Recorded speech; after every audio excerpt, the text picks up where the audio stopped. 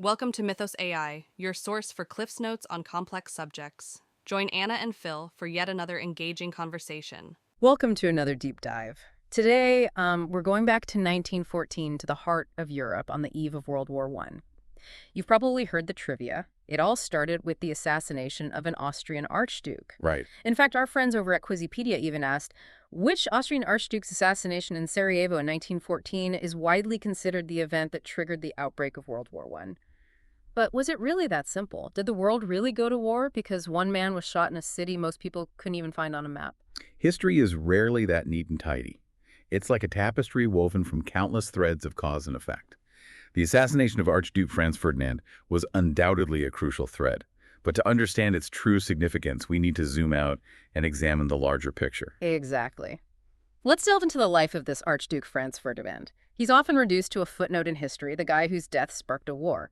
But he was a man of contradictions, driven by both tradition and a desire for radical change. For instance, did you know he was an absolutely obsessive hunter? We're talking over 270,000 animals in his lifetime. Yes, his hunting obsession was infamous. It certainly speaks to the extravagance and detachment of the Austro-Hungarian elite, a stark contrast to the realities faced by their subjects. But while Franz Ferdinand enjoyed those trappings of power, he also harbored a vision for a very different empire. A vision that makes his story even more tragic. He wasn't content with simply inheriting the throne. He wanted to fundamentally reshape the Austro-Hungarian Empire. Indeed. He envisioned a radical departure from the empire's rigid structure, something he called the United States of Greater Austria. Imagine granting substantial autonomy to the diverse ethnic groups within the empire, transforming it from a collection of disparate entities into a more integrated and potentially more stable federation. Wow. United States of Greater Austria. That's a bold idea, especially for the time. It makes you wonder if he had lived, could he have prevented the war? It's a question that still sparks debate among historians. There's no way to know for sure, but some argue his reforms, had they been implemented, might have addressed the very nationalistic tensions that ultimately tore the empire apart. So we have a ruler with a radical vision for a more just and potentially more stable empire. But reform, as we know, often breeds enemies, especially when you're talking about upending centuries-old power structures. Precisely. And Franz Ferdinand's desire for change extended beyond just politics. His marriage to Sophie, Duchess of Hohenberg, was a love story that defied convention and had huge implications for the empire's future. Ah, yes, Sophie. This wasn't just a royal wedding. This was a morganatic marriage. Now, for those of us who aren't steeped in the intricacies of royal protocol. A morganatic marriage meant that while Franz Ferdinand could marry for love, Sophie, being of a lower rank, would never be recognized as empress, and crucially, their children would be excluded from the line of succession. Wow. So not only was he pushing for radical political reforms, but his marriage was a direct challenge to the established order. That's a powder keg of ambition, resentment, and love gone wrong, all rolled into one. And that brings us to Sarajevo in 1914, a city already simmering with unrest. Sarajevo at that time was a melting pot of cultures and ethnicities, a microcosm of the empire's own internal struggles. And it had recently become part of Bosnia and Herzegovina, annexed by Austria-Hungary from the Ottoman Empire, much to the displeasure of neighboring Serbia, who saw it as a threat to their own national aspirations. So Franz Ferdinand choosing Sarajevo for a grand public visit, that wasn't exactly a recipe for a relaxing vacation, was it? More like stepping into the lion's den. It was a calculated risk, a show of force intended to reinforce Austro-Hungarian dominance. But as we know, it was a gamble with unimaginable consequences, a gamble with consequences that reverberate to this day. Imagine the streets of Sarajevo, June 28, 1914. Franz Ferdinand and Sophie are parading through the city in their open car, a symbol of imperial might amidst a populace yearning for self-determination. Talk about a tense atmosphere. You mentioned earlier that this visit was meant to be a show of force, but wasn't there already a failed assassination attempt that day?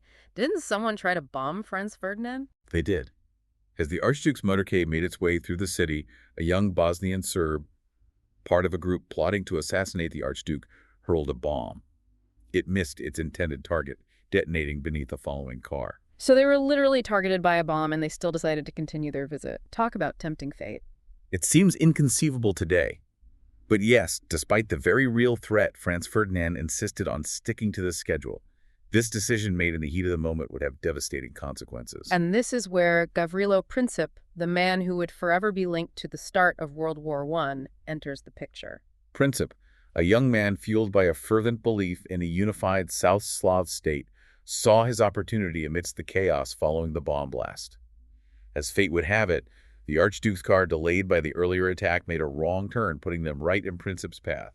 He seized the moment, firing 2 shots into the car. 2 shots that changed the course of history. 2 shots that sent shockwaves through Europe and beyond. Franz Ferdinand and Sophie were dead, their vision for a reformed empire dying with them. So the heir to the Austro-Hungarian throne is assassinated, but Austria-Hungary doesn't immediately go to war.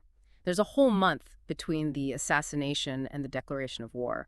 What happened in that crucial month? That month, July 1914, is known as the July Crisis. Austria-Hungary, fueled by a desire for revenge and a belief that it had the unconditional support of Germany, saw an opportunity to crush Serbian nationalism once and for all. Austria-Hungary issued Serbia an ultimatum, right? But what exactly were they demanding? The ultimatum was designed to be unacceptable, a calculated provocation.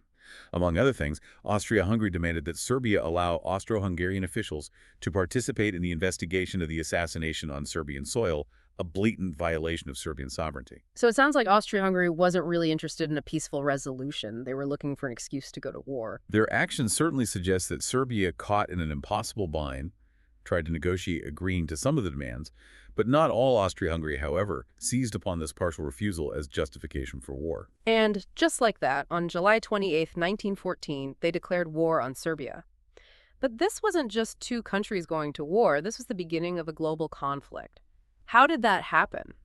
Europe in the early 20th century was a web of complex alliances, a network of obligations and treaties that bound nations together in a precarious balance of power. When Austria-Hungary declared war on Serbia, it triggered a chain reaction. Russia, bound by treaty to protect Serbia, mobilized its troops. Germany, allied with Austria-Hungary, saw this as a threat and declared war on Russia. France, obligated to defend Russia, was pulled in next. It's like a terrifying domino effect, one thing leading inevitably to the next. And it didn't stop there. When Germany, in a strategic blunder of epic proportions, decided to invade neutral Belgium as the quickest route to attack France, it brought Great Britain into the conflict. Within weeks, the great powers of Europe were at war. It's hard to grasp the sheer magnitude of what unfolded. In just a matter of weeks, a regional conflict in the Balkans escalated into a global war that would engulf Europe and beyond, leaving millions dead and forever changing the course of history. And to think it all started with the assassination of one man in a city most people had never even heard of. It really drives home the point that even seemingly isolated events can have far-reaching and unforeseen consequences. It's a sobering thought. It really is. We often talk about Franz Ferdinand as a catalyst for war, but given his reformist ideals, is it possible his death actually made war more likely? What if that bullet hadn't found its mark that day in Sarajevo? Could he have been a force for peace, holding the empire together through his vision of a more equitable and just society? It's a question that has captivated historians for generations. Could Franz Ferdinand's reforms, his vision for a United States of Greater Austria, have calmed the storm brewing within the empire, a storm fueled by nationalism and ethnic tensions? It's impossible to say for sure, but the possibility, however slim, is a reminder that history isn't predetermined. The choices individuals make, the events that unfold, they can send ripples through time, shaping the world in ways we can't always predict. It makes you wonder what the world would look like today if Franz Ferdinand had lived. Would we be talking about the Austro-Hungarian Empire as a model for a multicultural society? Would the horrors of World War I, a war that redefined brutality and shattered the old order, have been averted? These are questions without answers, but questions worth pondering nonetheless. They are. Because while we can't change the past, we can learn from it. Examining the events leading up to World War I, the personalities, the political machinations, the simmering resentments, it offers a cautionary tale. A reminder that the forces of nationalism, ambition, and unchecked aggression are always present, waiting for the right conditions to ignite. So the assassination of Franz Ferdinand, a tragedy in its own right, serves as a stark reminder. Seemingly isolated events can spiral into chaos.